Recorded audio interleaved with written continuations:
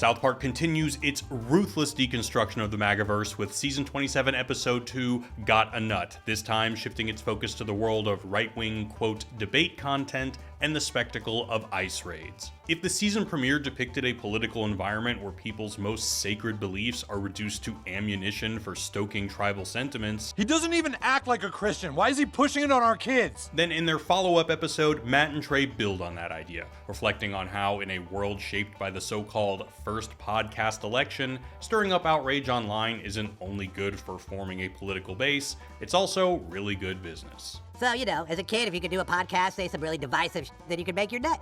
Are political influencers actually advancing meaningful discussions, or are they just really skilled at framing information they can sell? Well, let's dive in and find out. But first, a quick recap of the episode. Kyle and Wendy are outraged by the regressive bile one of their classmates is spewing online. But to Cartman's shock and dismay, it's not him, it's Clyde. Clyde has essentially aped Cartman's brand, launching his own right-coded podcast and saying the most divisive things about minority groups he can think of to rack up those sweet, sweet views, and Cartman is pissed. When Mr. Mackey confronts Clyde about his motivations, Clyde just shrugs it off. He's got bills to pay, and being a provocateur is a great way to make your nut. Just then, Mr. Mackey is unceremoniously fired and scrambles to find a new income stream. But what about my nut? With no apparent opportunities to turn to, Mackey's financial advisor suggests a fast track to the six-figure class: join ICE, because they pay up front and they'll take anyone.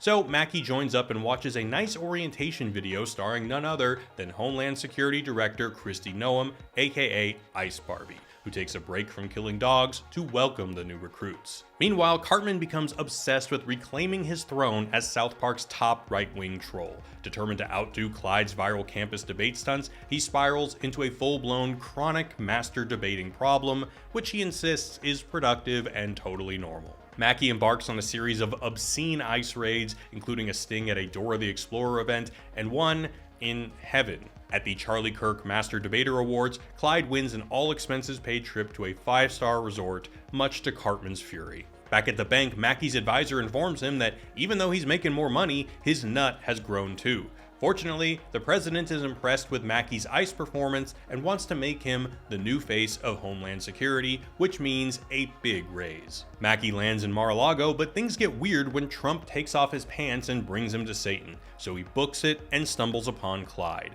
They share a moment of mutual realization that chasing your nut at the expense of your values only leads to misery. Mackey recommits himself to being a school counselor, Kristi Noem's face goes rogue, and they escape Mar-a-Lago. The end.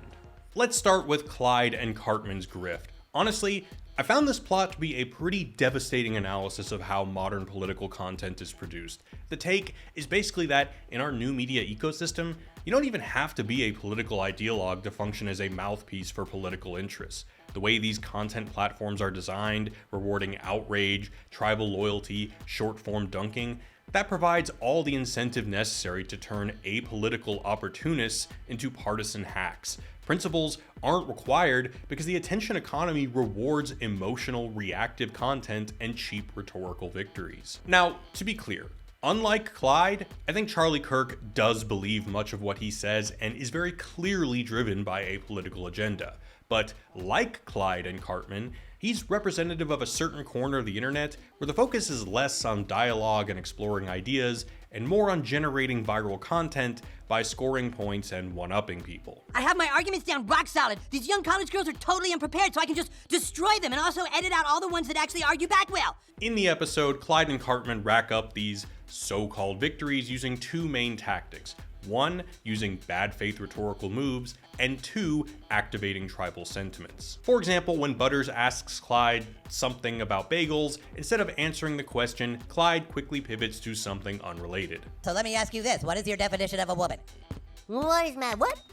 What is a woman? It's a very simple question. This is not an inherently illegitimate question, but here it's not asked in good faith. It's more of a weaponized slogan. Clyde deploys it out of nowhere because he knows it gives him an opportunity for gotcha farming. It reorients the conversation in such a way that any departure from a simple, concise definition will sound like incoherent word salad. Second, the question has become a coded in-group signal, essentially a rallying cry for certain terminally online conservative factions. What is a woman? It allows for an easy accumulation of rhetorical points by speaking to an issue that emotionally activates the base. Again, what is a woman is a viable question, but the point is, in these scenarios, it's asked not in the spirit of conversation, but in the spirit of dominance and identity signaling. Or later, a student asks Clyde if he called the girls' soccer team a Marxist indoctrination factory and reminds him that the girls actually beat the boys 4-0, to which he replies, You can whine about American oppression all you want, but you're using an iPhone made by the free market to complain about a system that gave it to you. First of all, this girl said absolutely nothing about capitalism. Saying the word Marxism just riles people up. She was just defending the girls' soccer team, and Clyde responds with what sounds like a total gotcha. But let's pretend for a moment that she did try to criticize capitalism. Clyde's reply doesn't actually address the critique. He simply attacks the speaker's right to speak by implying they're a hypocrite.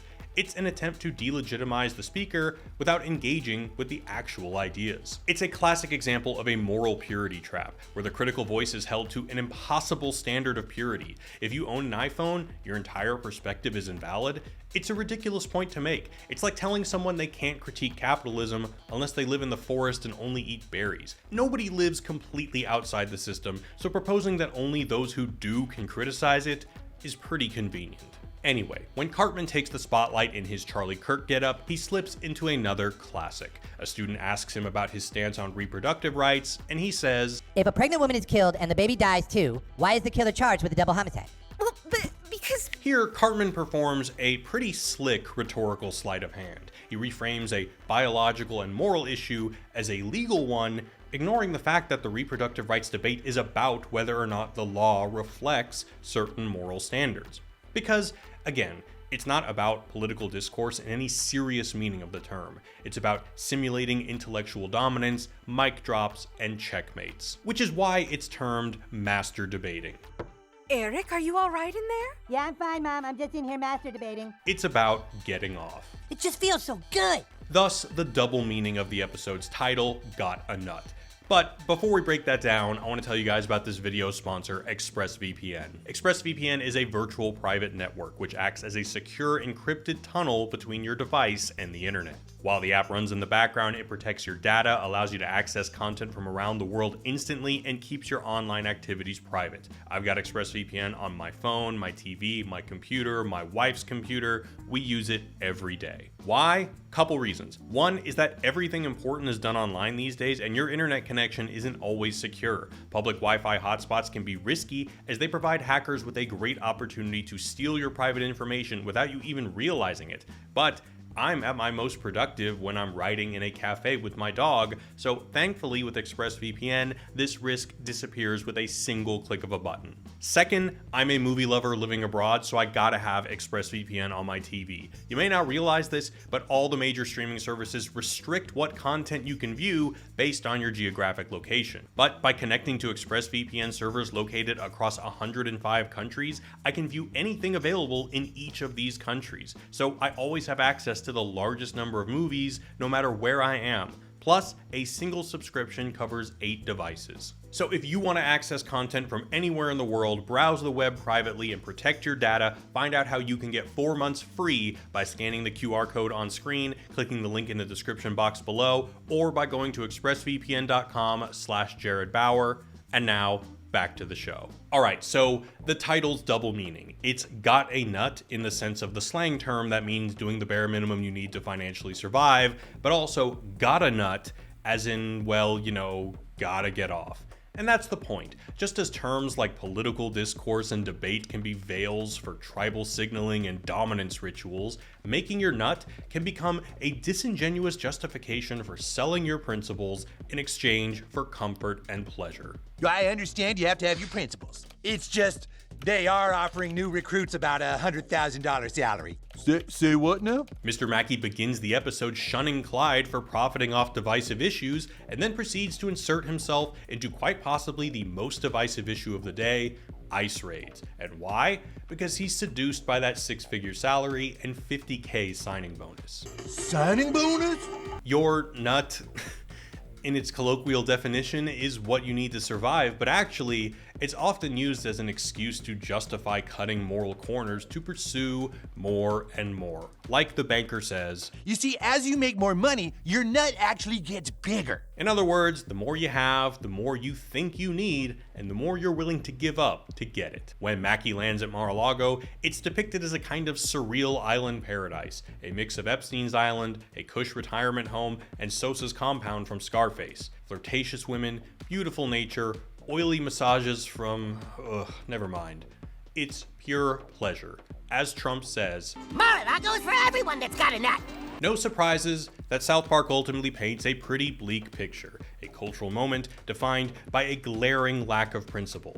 Consistent values are increasingly rare. People adopt principled stances only when they conveniently align with someone's pursuit of a nut, whether that means tribal dopamine or money in the bank. Free speech is sacred when your ideas are under attack, but suddenly dispensable when it's theirs. Climate change is an existential threat, but quickly ignored when you want to fly in a private jet or boost your business. In the past, a public figure killing her family dog would sink their political viability instantly, but these days, as long as they're on the right team, they're A-okay. It's a world where political conviction has less to do with your actual beliefs and more to do with signaling loyalty and making money. When you got a nut, or need to get a nut, ideals are gradually abandoned. First you're counseling students, then you're raiding a Dora the Explorer event, then you're rounding up people in heaven, until eventually you find yourself about to get in bed with Satan. Now, I think there's one other thing worth mentioning here. An element of South Park I really admire is that if Matt and Trey are dishing out criticism, they never shy away from turning the critique back on themselves. For example, in the recent episode about OnlyFans and Prime Energy Drink, the show essentially claims that these things are entirely inappropriate for children, even though on the DL, they're the real target demographic. But included in that critique was an acknowledgement that South Park did the same thing when it first came out and they sold video games, plushies, action figures, etc. to kids. And I think maybe there's something similar going on here. You all stole my stick! Yeah. It's tempting to read Cartman being furious at Clyde for stealing his right-wing troll thunder as a similar meta moment. After all, what Clyde is doing, leveraging sensationalism for views, is basically what enabled South Park to break into the mainstream. Maybe this is Matt and Trey acknowledging that the trollish, transgressive energy that used to define their show has migrated to a new generation of internet creators. Maybe it's even Trey reflecting on the fact that at times during South Park's history, particularly leading up to the 2004 presidential campaign, the show produced an actual political identity. Some viewers began identifying as South Park Republicans, which more or less meant libertarian on social issues while conservative on fiscal and foreign policy. Although Cartman often stands in for the show itself, sometimes it's Randy, sometimes it's the whole town, I'm conflicted with how much we should read into this take, but the comparison does hold some water. Like Cartman scrambling to keep up with Clyde, maybe the show is acknowledging that influence over political identity, over the discourse, has changed hands. That power now belongs more to the Charlie Kirks and Logan Pauls of the world. In order to keep up and stay relevant, South Park has to keep inserting these figures into the show. Even Charlie Kirk himself has pointed to his inclusion in the show as proof of his growing cultural impact. Wait, so a campus thing I've been doing for 13 years to debate random college kids has now been so important that it gets prominent primetime placement on Comedy Central? Overall, I thought the episode was quite good, but kind of hard to watch at points. Not only the dogs, but moments like this. Another woke student totally destroyed! Usually South Park exaggerates for effect, but this is just real. This is what internet content actually looks like. But hey, on the positive side, it's increasingly looking like this season will be a kind of spiritual sibling to season 19, which was a brilliant critique of performative progressivism leading up to the 2016 election. Season 27 looks like it might be shaping up to be a similarly broad, multi-pronged critique of the post-2024 conservative vibe shift. And I'll be breaking down the whole thing, so be sure to subscribe and don't forget to go to expressvpn.com/JaredBauer, click the link in the description, use the QR code for 4 free months. My next movie analysis is going to be on Sinners, so be sure to be on the lookout for that. Hope you guys are enjoying the end of summer, and I'll see you next time. Peace.